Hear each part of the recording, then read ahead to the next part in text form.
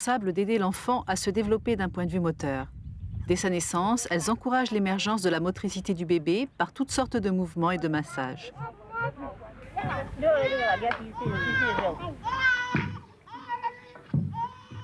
Là, on le voit, donc l'enfant non, là, il est assis, mais dans nos cultures, on assied rarement un enfant de moins d'un mois. Ici, cet enfant est assis, et on verra très probablement, elle le met quasiment debout, utilisant donc, par exemple, le réflexe de redressement.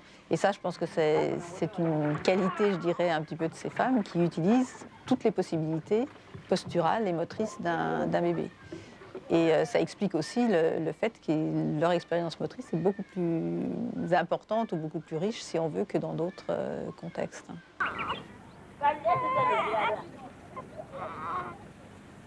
Ces élongations seraient plutôt destinées à solliciter les articulations qui étaient trop en flexion au cours de la grossesse, et donc l'enfant a absolument besoin qu'on l'aide à faire fonctionner ces articulations, et donc ces élongations dureront plus ou moins durant les 40 premiers jours après la naissance.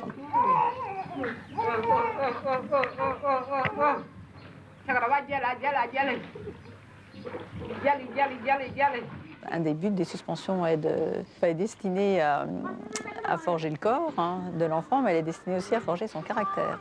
Donc non seulement on va s'intéresser aux articulations, on va s'intéresser à la posture, on va s'intéresser au tonus, mais on s'intéresse à son caractère, c'est-à-dire que l'enfant doit être prêt à affronter la vie, et en particulier à maîtriser la peur.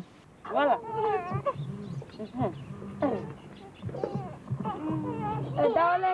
Un enfant comme cet enfant-là change de bras au moins une cinquantaine de fois dans la journée. Et donc s'adapte 50 fois à une posture nouvelle, s'adapte 50 fois donc à des positions, à une manière de le prendre différente. L'enfant ayant une expérience beaucoup plus riche, qui l'intègre aussi à sa capacité posturale et motrice. Ça conduit au fait que ces gamins-là sont capables de se maintenir assis dès à peine plus de 4 mois. L'enfant se tient assis de manière extrêmement stable. Si on compare un enfant africain comme ceux avec lesquels j'ai travaillé, ou un enfant donc, à Paris, par exemple, il est clair que ces enfants africains sont en avance, si on veut, par rapport à la norme qu'on s'est donnée. Ceci dit, donc, dans le fond, il n'est pas en avance. Il a un développement qui est cohérent avec son expérience, avec le contexte dans lequel il évolue, avec les représentations ou les idées qu'ont les adultes ou leur mère. Si vous dites à une mère bambara qu'un enfant de 8 mois qui ne s'assied pas est un enfant normal, elle ne vous croira jamais.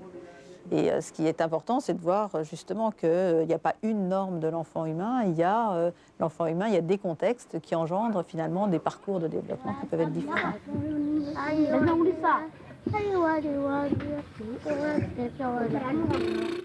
J'ai poussé papa.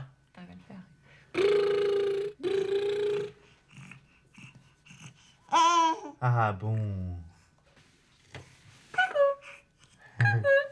Elle est où, Mathieu? C'est dans ce sourire que je pense que le bébé révèle sa personne à son environnement. Et je pense que ces premiers sourires, qui ne sont pas des sourires réflexes, mais qui sont des sourires sociaux, marquent le début du développement psychologique du bébé. La motricité, si vous voulez, elle est accessoire. C'est-à-dire qu'elle permet cette réalisation ultime qui est la conscience de soi, et la conscience de soi en rapport aux autres.